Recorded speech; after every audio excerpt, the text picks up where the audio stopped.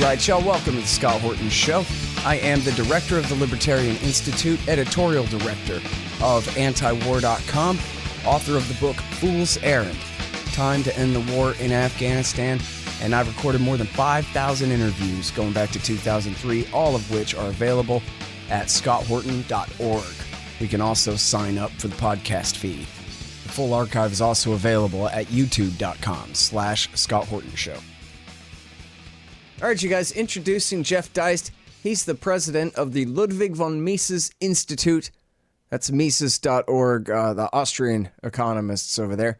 And they just published this new book, Anatomy of the Crash, the Financial Crisis of 2020. Real quick on the gun there. Edited by Tho Bishop. Introduction by Jeff Deist. Welcome back to the show, Jeff. How you doing? I'm doing great, Scott. Thanks for having me. Amazing. You put out a book about the current financial crisis just, 6 weeks into it here? Yeah, I hate the term current financial crisis because I think it's just a flare-up of an ongoing financial crisis. And I think a lot of this was baked into the cake already. And that's why I'm particularly leery of people who are trying very hard to get away with blaming all this on the virus and the shutdowns. I mean, I personally think the shutdowns are an extreme overreaction, but that's not really the thrust of this book here. The thrust of this book is to say, hey, look, here's some of the conditions that were already set, really going back at least to the '08 crisis, and in many ways farther back than that. So I think the coronavirus was a precipitating factor, but I don't think it was the cause of this crash. Mm-hmm. Well, even Trump himself called it the Obama bubble, the stock market bubble, and all this back before he inherited it and then took full political ownership of the economy. And it was pretty clear. I mean, I have access to you and Mark Thornton and Bob Murphy and people like this. So the question has been for the last at least, year and a half or two, will the bubble last until after the election, or will it pop before the election? That was the entire question. And the virus and the lockdown came and answered that question for us. But that was really his campaign theme, was vote Trump. The bubble hasn't popped yet.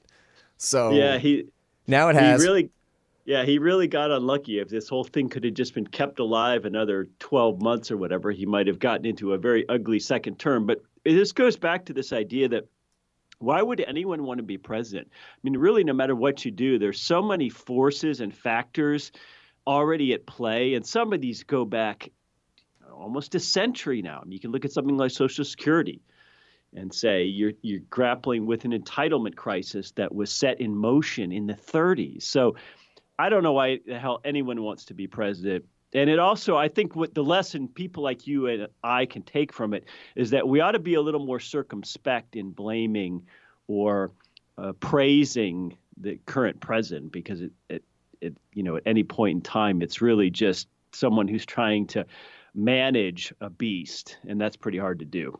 Yeah. I mean, if he was smart, what he would have done is go ahead and hired a Volcker to cause a recession and get it over with. And we could be on our way back up now, although the virus would have put an end to that anyway. But and this is what's so difficult about democracy, is what the country needs is a couple of really rough years where we have a lot of bankruptcy and insolvency and restructuring of all the capital assets in this country. And that would cause some pain. That would cause a lot of pain. That would cause some unemployment. That would cause some rich people to fall out of being rich. This is the kind of thing that's just so politically unpalatable in a mass democracy. No candidate could ever campaign, certainly no national candidate could ever say, look, I'm the guy who's going to rip the Band-Aid off the wound and try to set the stage for a real recovery rather than a fake one like we had from, let's say, '08 to 2011 or to 2011. And because that's so politically impossible to do, we have this bizarro system of ours where every politician has the incentive to just keep it going. And that just makes it bigger and worse. That's funny because, it sounds exactly like the argument for why we have a central bank that I learned in government school, that the politicians will insist on a short-term policy that's good for them. Always inflate, inflate, inflate. And that's why we have to have this separate central bank with appointees to 14-year terms and all these things in order to be separate from those political influences so they can take away the punch bowl at the party and all of that stuff. Well, that's an absolute farce. The Fed has never been independent. I mean, let's remember, first and foremost, Congress created it legislatively, and Congress can regulate it up to and including revoking its charter altogether. So the idea that it is somehow operates outside of the boundaries of, or ought to operate outside of the boundaries of this politicized Congress is just absolute nonsense. And of course, we've seen in the CARES Act, which was the big bailout bill passed about a month ago now by Congress in the dark, the blurring of fiscal and monetary policy is getting worse and worse. So Fed independence at this point is sort of like, it's almost an Orwellian form of doublespeak. It never really existed, and it certainly doesn't now. Yeah. All right. So take us back to the crash of '08 and '09, because that was the end of the world, I think. And boy, trillions of dollars worth of bad debts were wiped out. But then, according to you, they immediately were sowing the seeds of the crisis that we're living through now. So how's that? Well, the problem is that they weren't all wiped out. Basically, what happened is there was a stock market crash. And that stock market crash, if you believe David Stockman anyway, would have been fairly contained to Wall Street and would not have bled over into Main Street if the Treasury and the Fed had not gone into hyperdrive as it did at the time. So obviously, that's a factual question and maybe a debatable question. But nonetheless, what happened was that Federal Reserve officials decided that we are going to do whatever it takes, any kind of Hail Mary, to keep the stock market propped back up at least at a nominal price level. So they started buying assets from banks and giving them reserve funds, money, in exchange for that. Now, a lot of those assets were Treasury debt, U.S. Treasury debt, which banks held, but a lot of it was also packaged mortgage-backed securities. And when the Fed bought these mortgages, in effect, these tranches of mortgages, they just paid face value. They didn't mark them to market. So a whole lot of mortgage-backed debt, which was worth a lot less than it said than face value, was nonetheless purchased for face value. So banks were recapitalized, basically. And that sounds good because the Fed was doing it, and taxpayers say, well, at least we weren't using federal dollars, we weren't using tax dollars. Problem is that the Fed creates money, uses that money to buy debts or mortgages, and then eventually oftentimes buys back the new debt that it's created in the form of Treasury. So it's a very circuitous process. It's a little opaque, but at the end of the day, you and I all pay for it in obviously the shrinking purchasing power of our dollars or our savings. So it was really an ugly time in America, and it was an extension by Bernanke of what Alan Greenspan had put into motion. So we look back now and we say, oh my gosh, the Fed created all these new bank reserves, and its balance sheet shot up from under $1 trillion to over $4 trillion. And so this was some sort of horrific calamity in the United States. Well, those numbers are all looking pretty quaint right about now, Scott, because we're up over $6 trillion now, and the Fed's balance sheet probably headed to 10. That wouldn't surprise me in the slightest. And the whole purpose of this is just to keep equity markets propped up. I mean, if you look at what the Fed has done, if you look at what Congress has done, the amount of money that's actually trickled down to ordinary people is a tiny fraction of the new so-called liquidity created by the Fed and the new stimulus created by Congress. And when I say created, I mean conjured up. It's not like they have the money to spend. It's not like they're sitting on a pile of money. So none of this is much helping ordinary people. And you think, oh my God, $1,200? I mean, how long is that going to last for people? So it's a very unholy thing. And part of the purpose of this book we put out was to help wrest it apart a little bit, give people some of the details, some of the facts to understand what led up to it. Mm-hmm. Yeah, I think you say in your introduction that you kind of paint a little bit of a counterfactual. If we had had a strong economy, we'd be able to survive something like the virus and the clampdown or something in a way, that would be much easier. where instead we're kind of constantly, even though this is the biggest, wealthiest society in history and all this stuff, our economy is constantly this precarious house of cards. It's ready to fall over at a moment's notice. Yeah, and Trump absolutely hung himself on this because he was constantly touting the greatest economy in 50 years, basically the lowest unemployment that the United States had ever seen was about March of 2019. So it was official unemployment was about 3.5% of the time. And so because Trump wants to open his big mouth and praise himself for all of this, now he's gonna have a hard time running away from the crash and saying that he's not responsible for that. Yeah. And again, think about a family or a business with healthy finances. You would hope that you could get by a month or two without income, without being thrown out in the streets or needing food stamps or something like that. And that's the difference effectively between a country like the United States and India.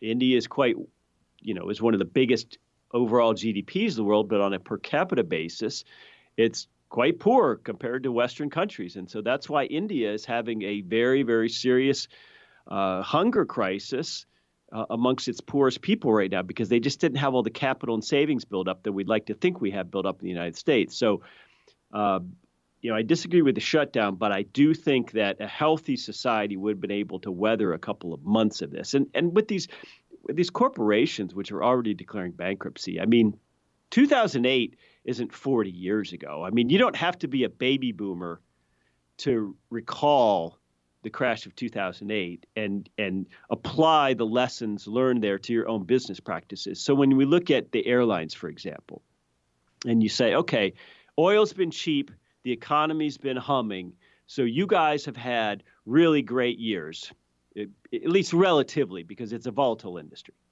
So you should have been banking some cash and building your balance sheets out, expanding your working capital for the day you knew was going to come when either oil prices spiked or there was some kind of economic recession.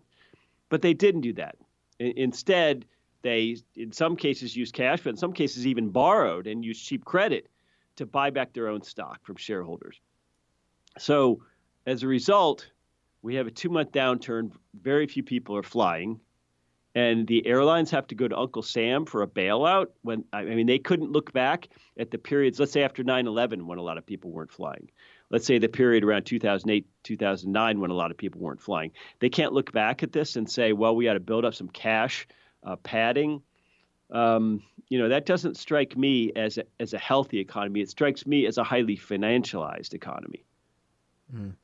Well, it's because they know they're going to get the bailout if a rainy day really does come. So why save up for it? Well, they do know that, and industries know that. Certainly the banking sector knows it, Wall Street knows it. And yet at the same time, there are millions of Americans who are caught right in the middle because let's say you are a hairdresser or a barber. Well, a lot of hairdressers rent their space from a salon. They're not an employee of the salon. And since they're not an employee of the salon, they can't file for unemployment. But yet they don't really have their own business, so they're having a hard time going and applying for the SBA loan program that was created by this CARES Act a month or so ago. And they're not particularly financially savvy when it comes to the process going to their local bank and getting that in, and they may not even qualify for it. And yet they can't get any of the money that's going to airlines. They can't get any of the money that's going to go to insurance companies. They can't get any of the money that's going to flow into ETFs. They can't get any of the money that is sloshing around in Congress. Look at the numbers that people like Nancy Pelosi are throwing about. So if it continues like this and the economy is still somewhat locked down and average ordinary folks just don't have the income they need, I think there's going to be a huge amount of public support for some sort of UBI type $2,000 a month payment.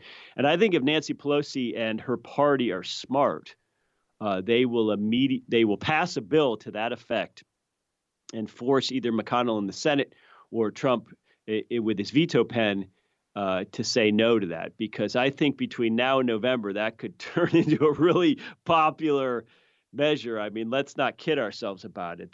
That sounds like a political winner, as much as it might concern us as economic malfeasance. Hey guys, Scott Wharton here for Mike Swanson's great book, The War State. It's about the rise of the military-industrial complex and the power elite after World War II, during the administrations of Harry Truman, Dwight Eisenhower, and Jack Kennedy. It's a very enlightening take on this definitive era on America's road to world empire. The War State by Mike Swanson. Find it in the right-hand margin at scotthorton.org. Hey y'all, Mike Swanson is a successful Wall Street trader with an Austrian school understanding of the markets, and therefore he has great advice to share with you.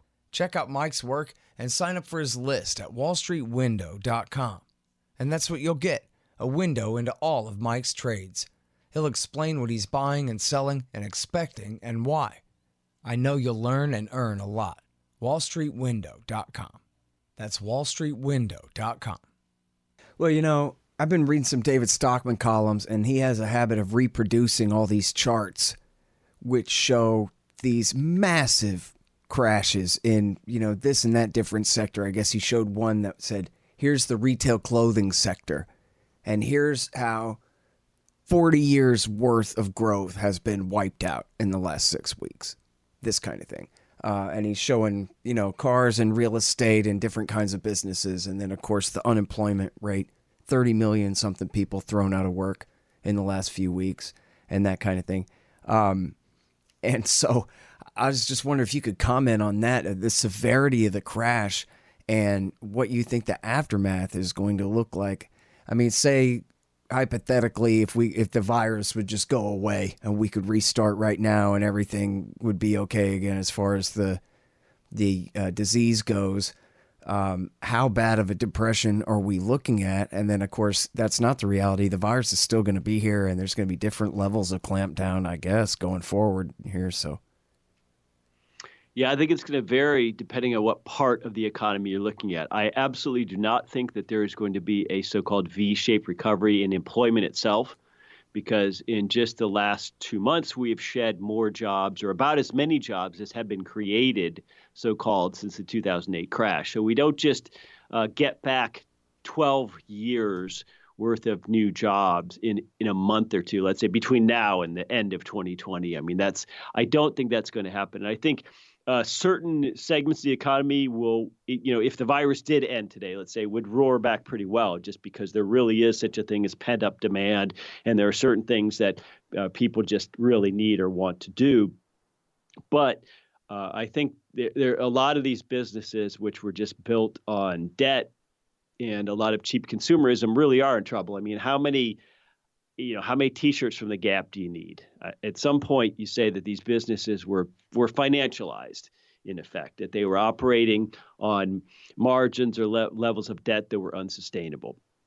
So this isn't a situation where there's really strong companies who know what the hell they're doing, and then there's these weak, stupid companies who didn't know what they were doing. And as Warren Buffett says, when the tide goes out, we'll see who's wearing shorts and who isn't.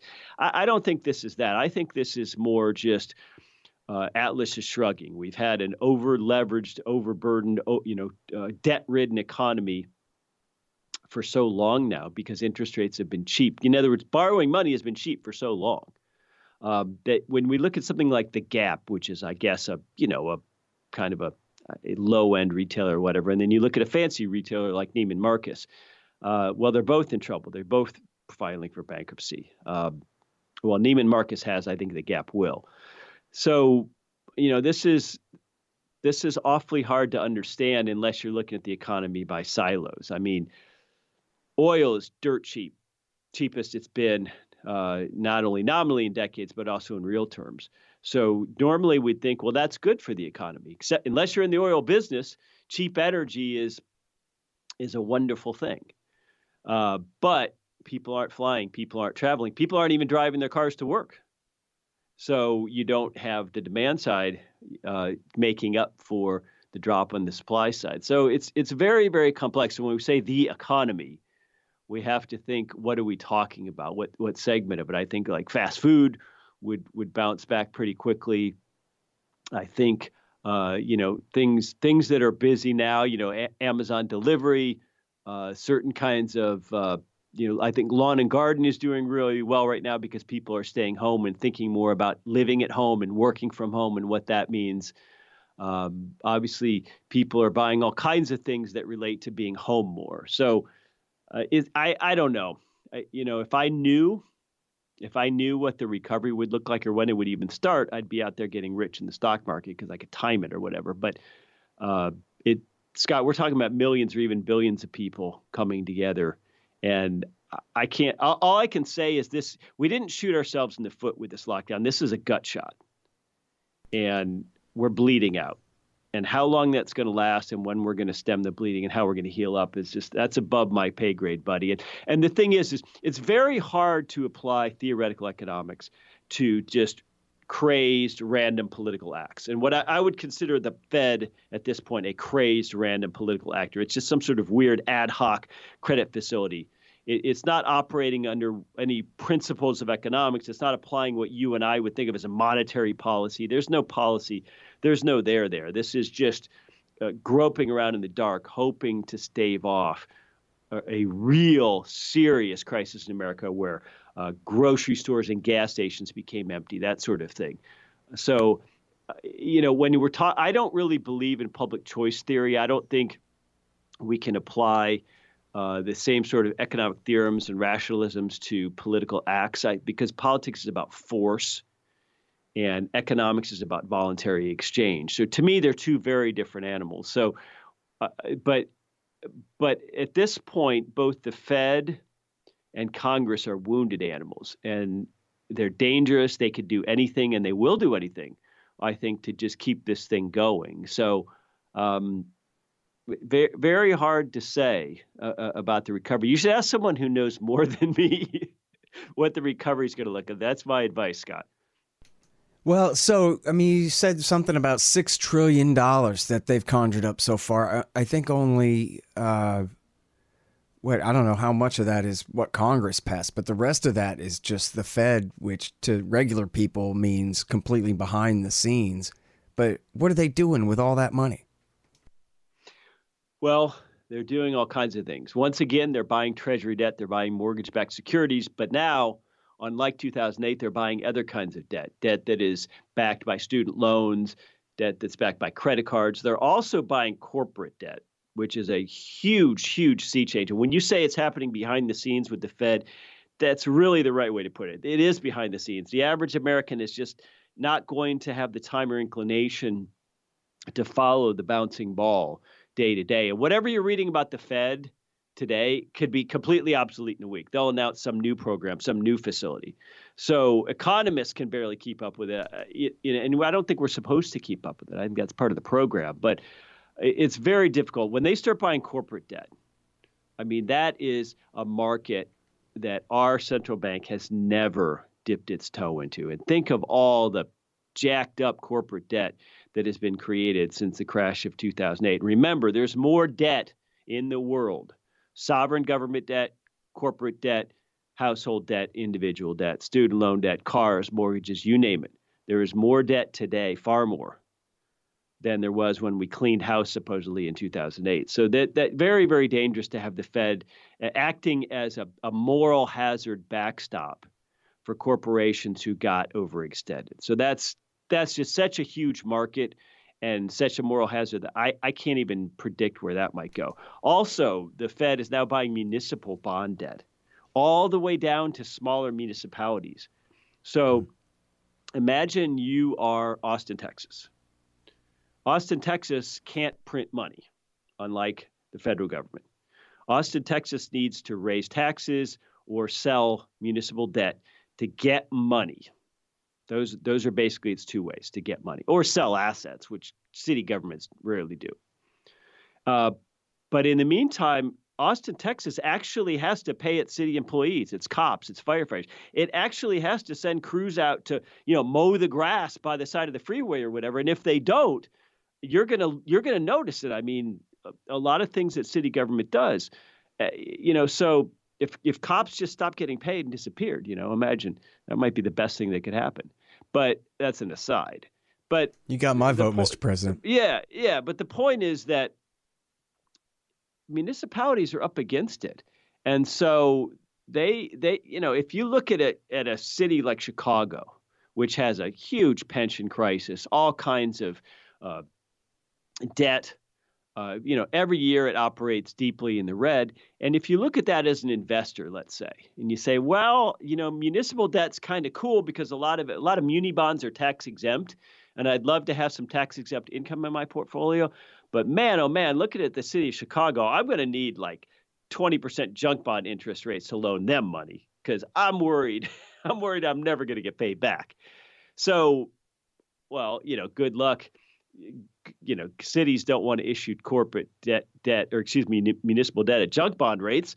So, hey, here's the Fed coming along and it'll buy our debt potentially. That's a nice little backstop. Is that a moral hazard for all the pension overages and all the bribery and backroom dealings and larceny and corruption that's taken place in municipalities all across this country? Yeah, that's a hell of a moral hazard.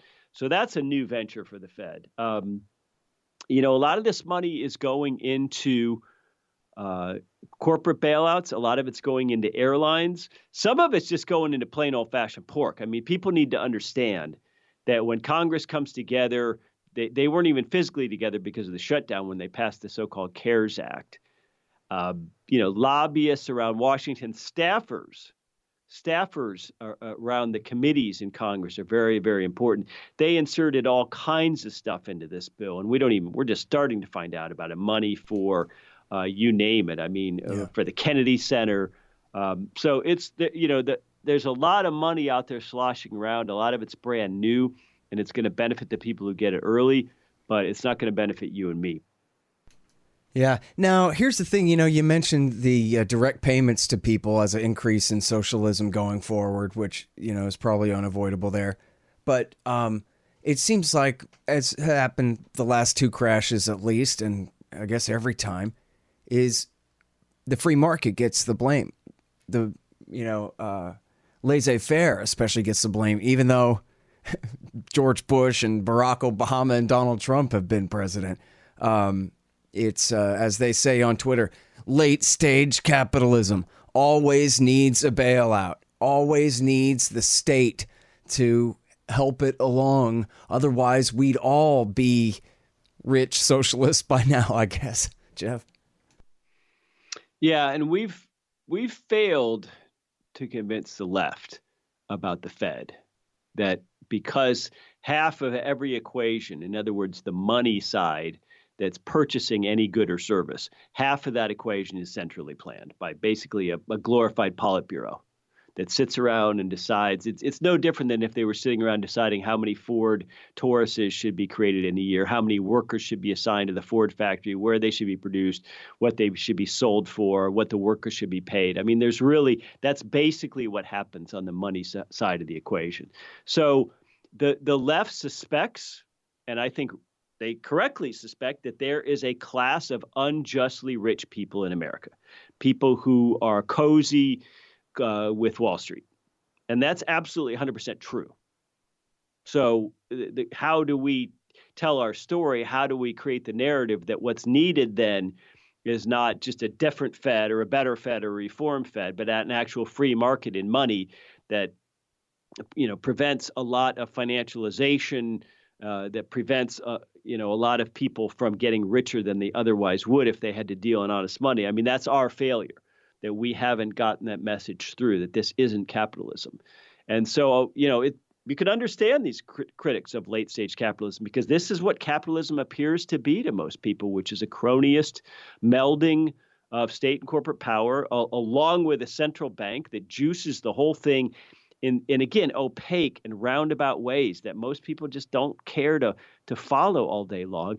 And when that really has created a bunch of income inequality. It really has created a bunch of fat cats who kind of move money around all day, but don't actually produce any good or service. Now, capital markets are a service if they operate freely and fairly. I mean, moving capital to where it's best used and away from where it's ill used is actually a market function and a noble one. But that's not how capital markets operate in America today. So, I don't blame anybody who looks at this and says, man, I got $1,200. Give me a break. I thought they were spending $2.4 trillion in the CARES Act. Where's you do the math, and we'd be far better off just giving all that money directly to the American people and see what they do with it than we would be with this sort of top down, having everything slosh through the financial sector. All right, I'm sorry we're all out of time, but there's so much more to talk about in this great book, Anatomy of the Crash, The Financial Crisis of 2020, edited by Bishop, introduction by Jeff Deist at the Mises Institute. That's Mises.org. The whole thing's free there in PDF format as well. And thanks very much for your time again, Jeff. Hey, it's great talking to you, Scott. The Scott Wharton Show, Anti-War Radio, can be heard on KPFK 90.7 FM in LA, APSradio.com, antiwar.com, scotthorton.org, and libertarianinstitute.org.